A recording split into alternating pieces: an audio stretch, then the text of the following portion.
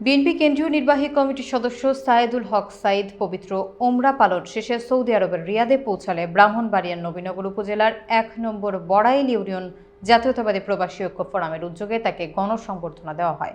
বিস্তারিত দেখুন এম মেহেদুল খানের প্রতিবেদনে। রিয়াদের এক কমিউনিটি সেন্টারে ইফতার পরবর্তী আলোচনা সভায় সংগঠনের সভাপতি মোশাররফ হোসেন ভূঁইয়ার সভাপতিত্বে এবং সাধারণ সম্পাদক মমিনুল ইসলাম ও যুবনেতা সানাউল্লাহ আপন তাজের সঞ্চালনায় এ আয়োজন অনুষ্ঠিত হয়। প্রধান অতিথি ছিলেন বিএনপি কেন্দ্রীয় নির্বাহী কমিটির সদস্য সায়েদুল হক সাইদ।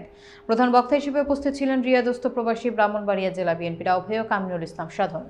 বিশেষ অতিথি হিসেবে বক্তব্য রাখেন যুগ্ম আহ্বায়ক মামুনুর রশিদ চৌধুরী, কবির হোসাইন, নজরুল ইসলাম এবং নবীনগর উপজেলা বিএনপির সভাপতি শফিক খান। এতে স্বাগত বক্তব্য দেন সংগঠনের প্রধান উপদেষ্টা শফিক মীর। এছাড়া উপদেষ্টা আলমগীর হোসেন, ওসমান মেম্বার, মোহাম্মদ ইব্রাহিম, বাহরাম বাদশাহ, কাজী নাজির হোসেন এবং জাকির হোসেন সহ ব্রাহ্মণবাড়িয়া জেলা বিএনপির নেতৃবৃন্দ উপস্থিত ছিলেন। অনুষ্ঠান শেষে সংবর্ধিত অতিথিকে ফুলের শুভেচ্ছা এবং সম্মাননা স্মারক প্রদান করা হয়।